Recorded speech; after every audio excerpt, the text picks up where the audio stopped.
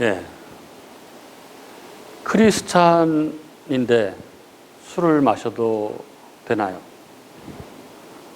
가끔 이런 질문을 듣습니다. 어떻습니까? 이 술에 대한 문제.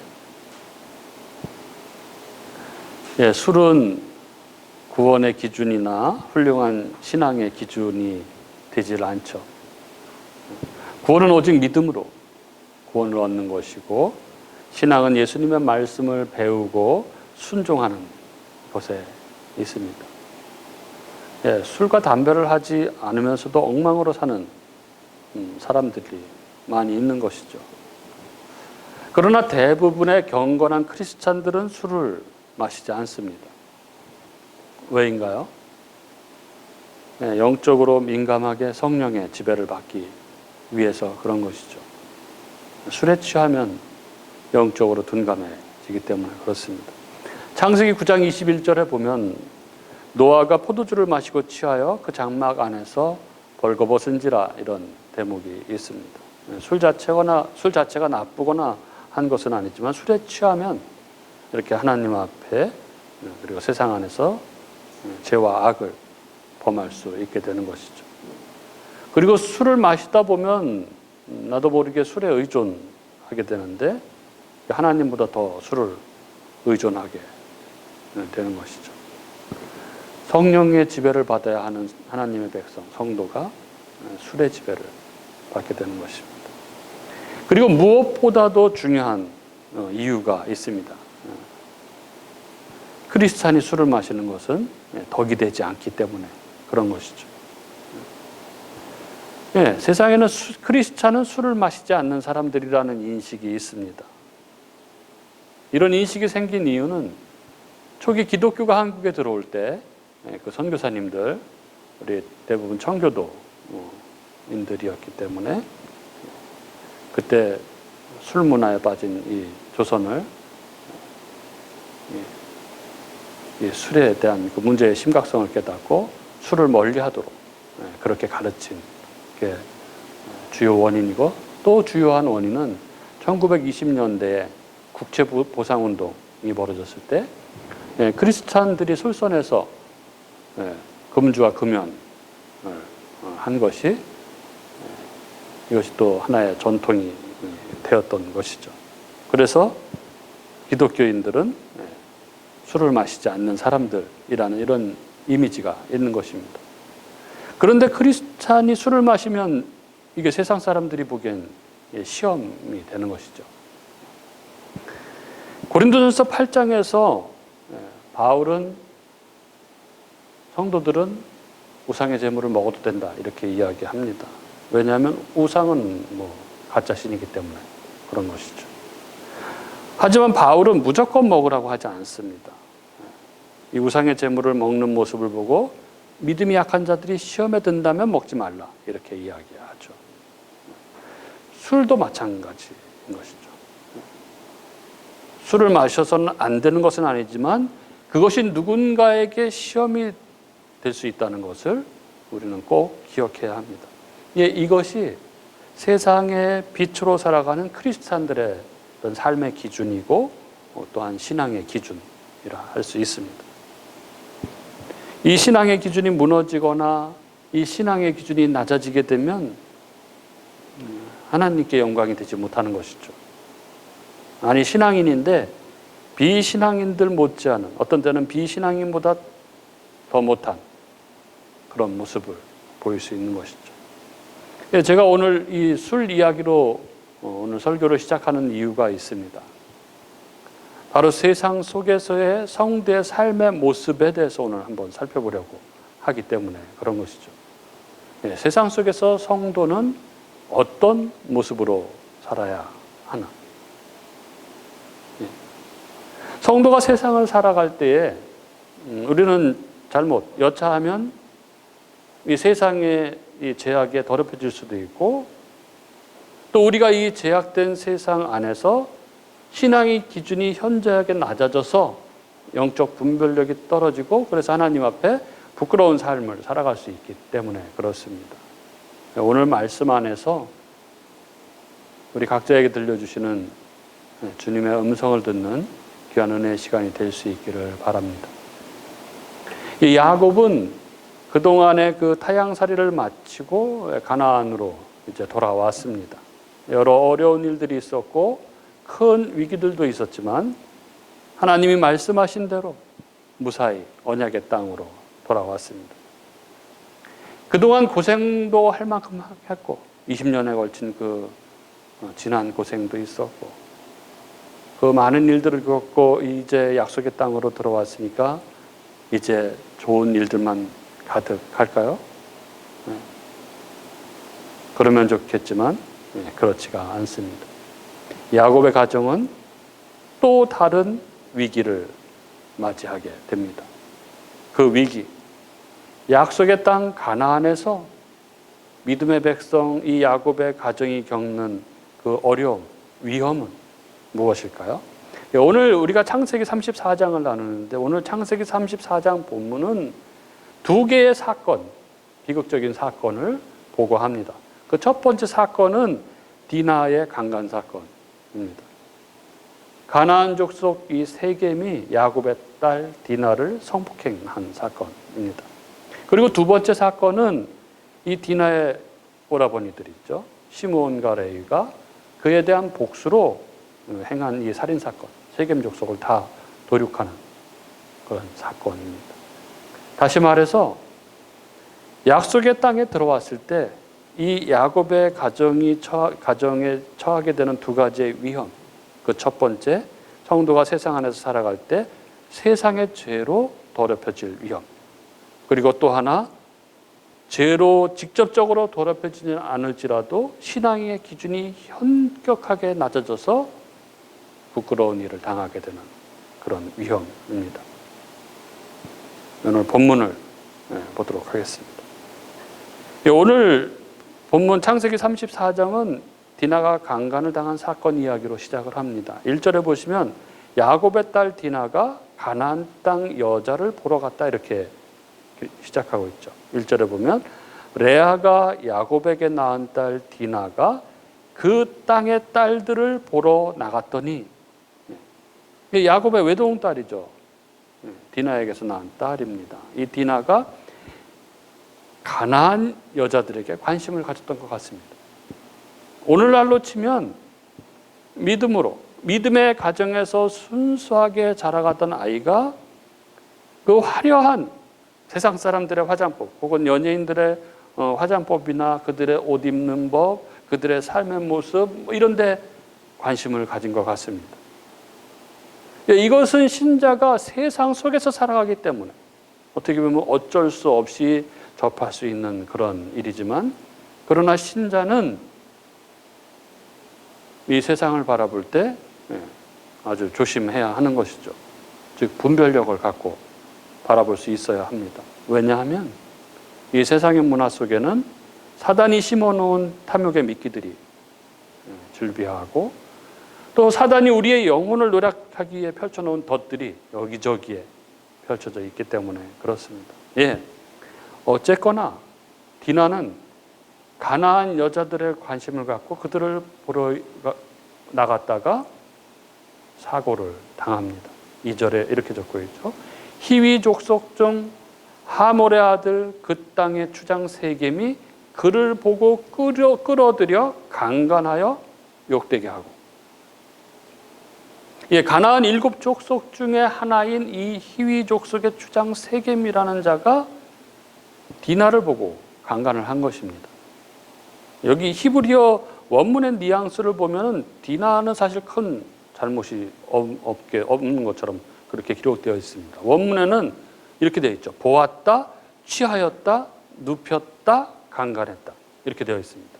그러니까 전부 3인칭 남성 단수, 즉 세겜이 강압적으로 했다는 것이 이렇게 강조되어 있는 것이죠. 그러니까 이것은 디나가 세상에 대한 헛된 호기심을 가지고 있기 때문에 이게 벌로 이런 일을 당한 것이 아니라 세겜이 얼마나 타락한 삶을 살고 있었는지를 강조하고 있는 것입니다.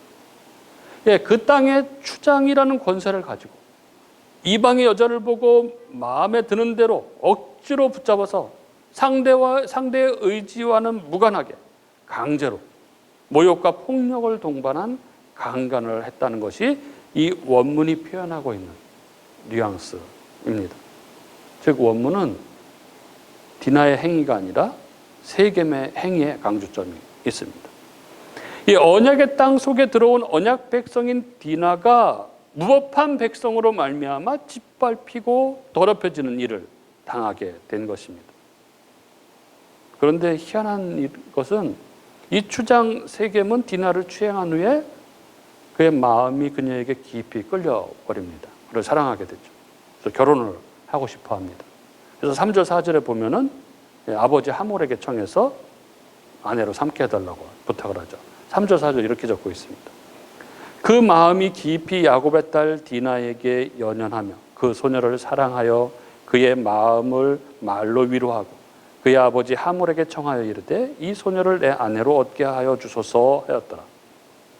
예, 쉽게 지금식으로 얘기하자면 어느 막대 먹은 이 부잣집 아들이 어떤 여자를 폭력적으로 강간을 했는데, 근데 마음이 이제 끌린 것이죠. 여기서 끌려가 연연하다, 들러붙다 이런 의미입니다.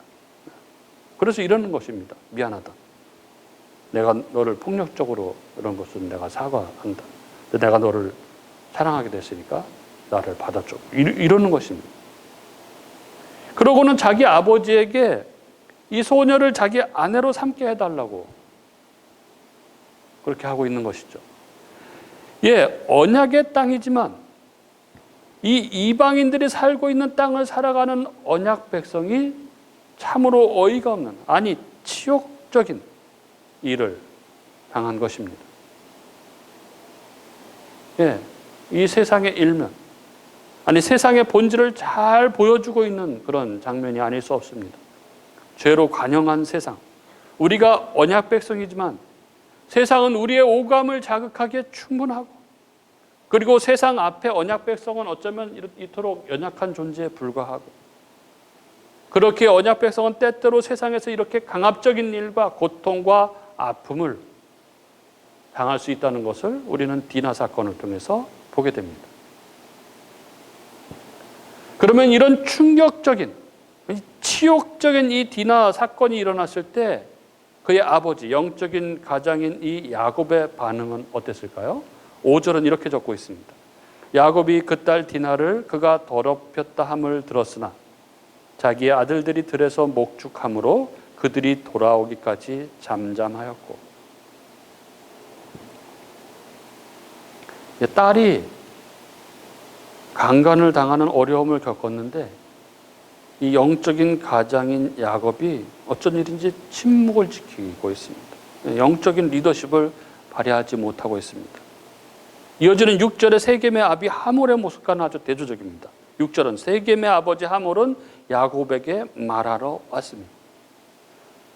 예, 성경이 야곱이 왜 이렇게 잠잠했는지 말하고 있지 않기 때문에 우리는 그 이유를 알 수는 없습니다. 어쩌면 마음의 계획을 가지고 있지만 어떤 때를 기다리고 있는 것인지도 모르고, 어쩌면 이 뒤에 30절에 나오고 있는 것처럼 그 땅 백성의 수가 많기 때문에 억울하지만 두려움 때문에 참고 있는 것인지도 모르고, 또 뉘앙스가 아들들이 돌아오기만 하면 무슨 일을 하려는 것 같은 그런 느낌을 주기도 합니다. 그러나 어떤 계기이든 야곱은 지금 일어나고 있는 일들에 대해서 능동적으로 리더십을 발휘하지 못하고 침묵으로 일관합니다.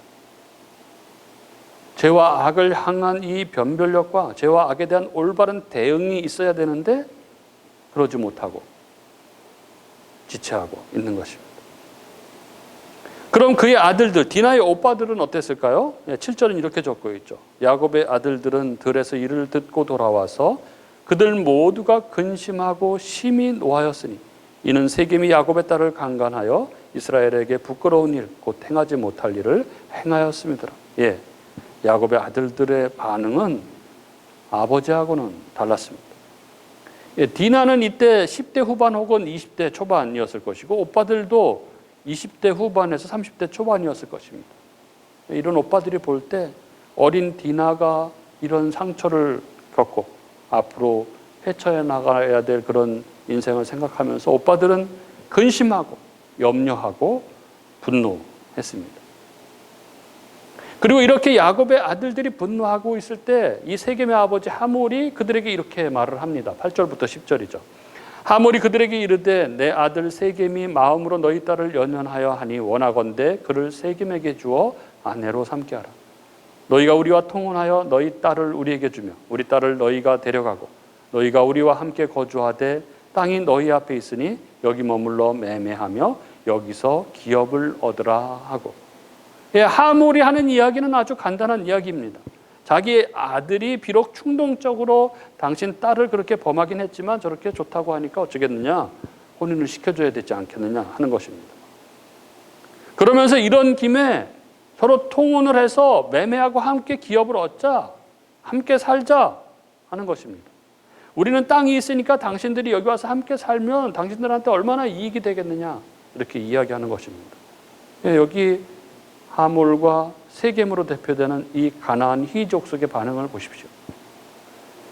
그들에게는 자기들의 잘못에 대한 사과 그리고 그 죄악된 일에 대한 부끄러움은 어디에서도 찾아볼 수 없습니다.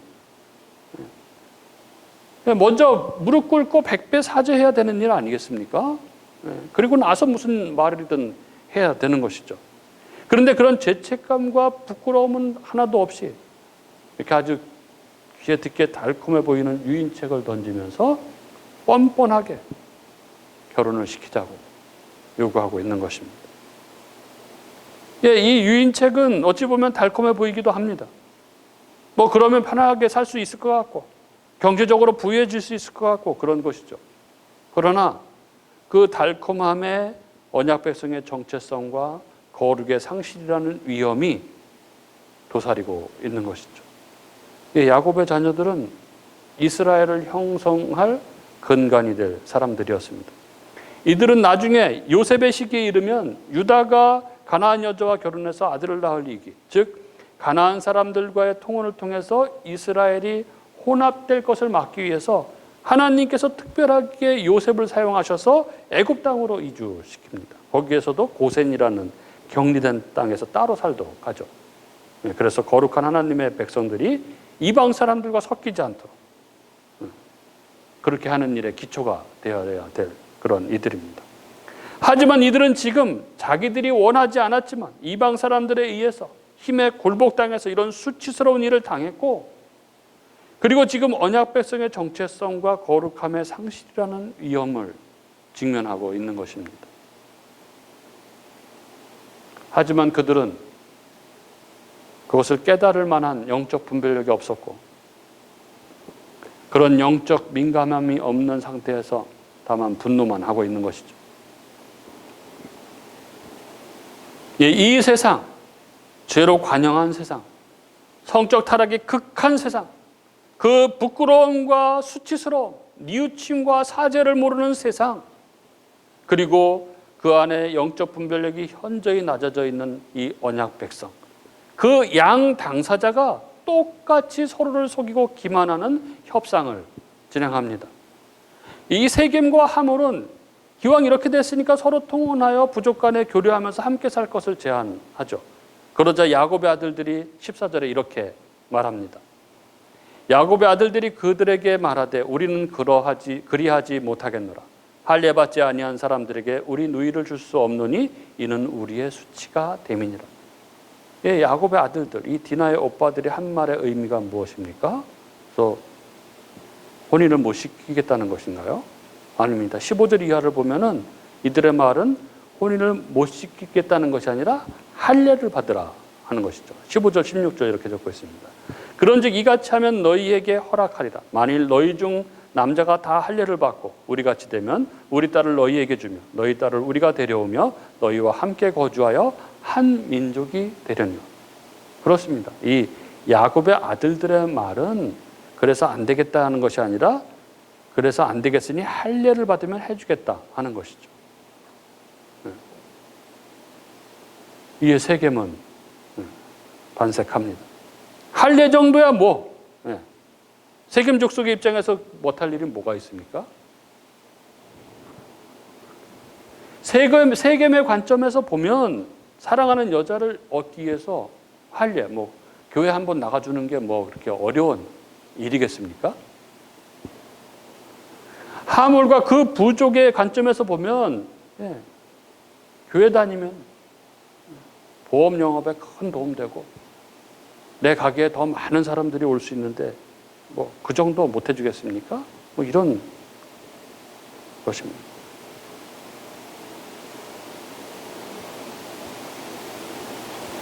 그러면 이 야곱의 아들들은 정말 할례를 받으면 이렇게 해주려고 한 것인가요? 아니죠. 25절, 26절을 보면은 이 야곱의 아들들의 이야기를 듣고 세겜 부족의 모든 남자가 할례를 받고 그래서 고통 속에 있을 때의 이야기를 이렇게 적고 있습니다. 제3일에 아직 그들이 아파할 때에 야곱의 두 아들 디나의 오라버니 시므온과 레이가 각기 칼을 가지고 가서 몰래 그 성읍을 기습하여 그 모든 남자를 죽이고 칼로 하몰과 그의 아들 세겜을 죽이고 디나를 세겜의 집에서 데려오고. 야곱의 아들들이 할례를 받으면 해주겠다고 이야기한 목적이 여기서 드러나는 것이죠. 무엇입니까? 세겜 족속들을 죽이기 위해서입니다.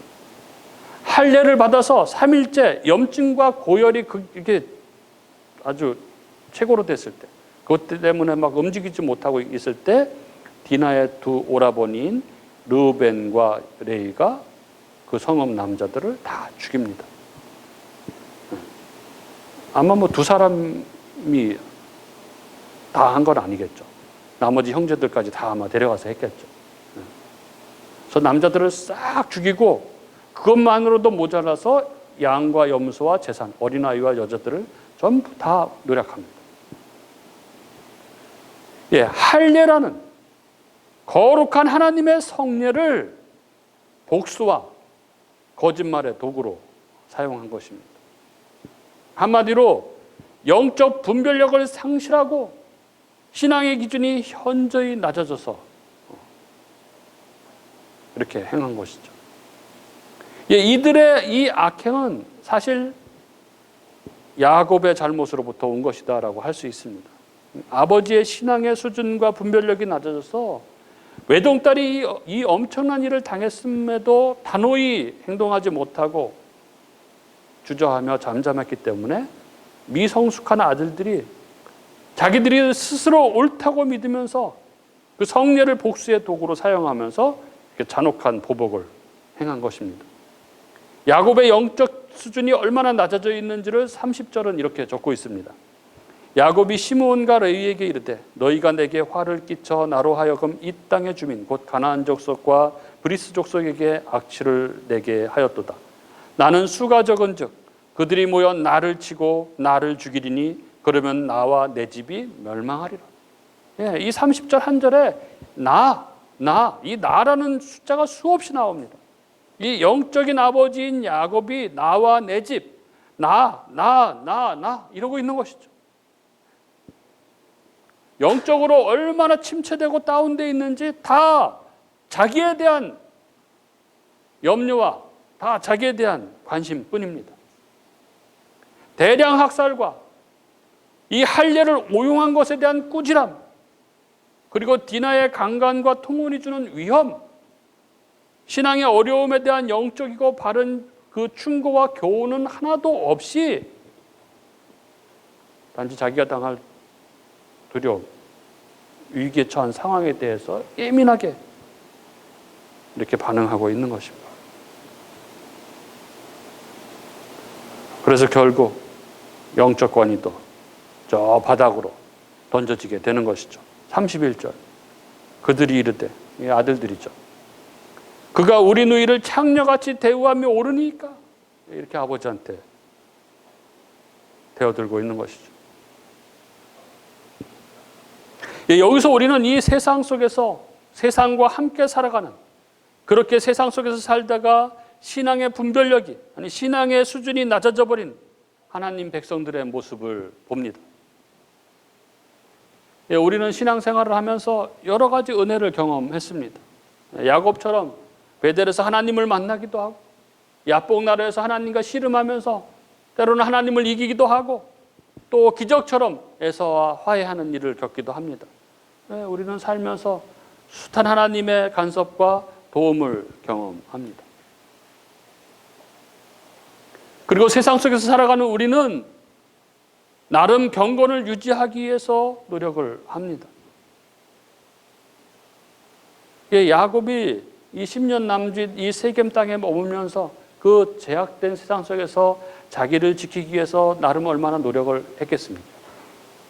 그런데 나도 모르게 어느 순간 이 영적인 기준, 수준과 이 잣대가 낮아지고 땅에 떨어져 버린 것입니다. 뭐 특별한 일을 해서 그런 것도 아니고 무슨 특별한 죄를 지어서 그런 것도 아닌 것이죠. 그런데 어느 순간 이 세상 속에서 세상을 바라보고 세상에 묻어 살아가다 보니까 어느 순간 나도 모르게 내 신앙의 분별력이 이렇게 낮아져 버린 것입니다. 그리고 그렇게 낮아진 신앙의 상태에서 위기가 닥치자 야곱 가정의 영적 실체가 그대로 드러나고 만 것입니다. 외동딸 디나는 세상에 눈이 팔려서 죄악으로 가득한 세상에 대한 이 두려움이 없이 세상을 찾아 나섰고, 야곱은 치욕적인 일을 당했음에도 불구하고 분별력도 없고 영적 리더십이 무너져 있었고, 야곱의 아들들은 세겜의 행위의 이 악함과 이런 것들에 대해서 핑계를 대면서 자신들의 악한 행위를 합리화하고 거룩한 하나님의 성례마저도 복수의 도구로 사용하고, 그런 아들들의 이 대량 학살과 할례에 대한 오용에 대한 꾸지람, 그리고 바른 어떤 신앙적 충고, 이런 거는 하지 못한 채 오직 자신의 처지에 대한 위험과 염려, 이것으로 인한 이 예민한 뿐인 아버지, 그리고 그 아버지에게 그 권위에 도전하며 항변하는 아들들의 모습, 처연하게 드러나고 있는 것입니다. 사랑하는 우리 교우 여러분, 우리는 어떻습니까? 우리는 혹여 영적 분별력을 상실하고 영적으로 침체되어 있지는 않습니까? 그리하여 세상 사람들에게 치욕적인 일을 당하고 있지는 않습니까? 집에서도 영적 리더십을 상실한 채 살아가고 있지는 않습니까?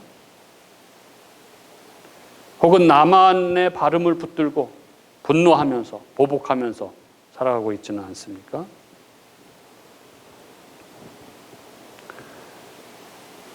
설교를 준비하면서 참으로 많은 생각이 들었습니다. 개척교회,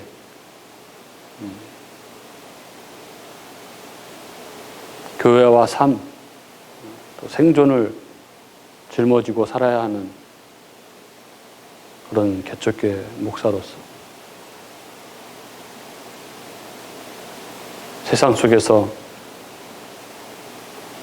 경건을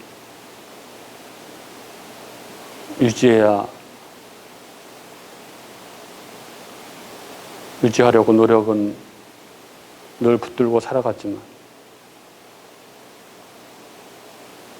그렇지 못해서 때때로 치욕적인 일을 당하기도 하고,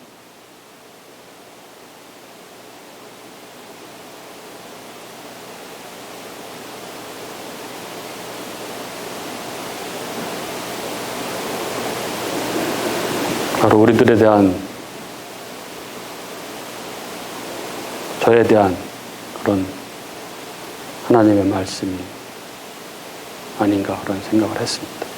사랑하는 우리 교우 여러분, 오늘 이 말씀 앞에 우리 각자의 신앙을 돌아보고, 그리하여 이 낮아진 신앙의 자리에서 다시 일어나 하나님의 백성다운 모습으로 살아가는 저와 여러분이 될 수 있기를 바랍니다.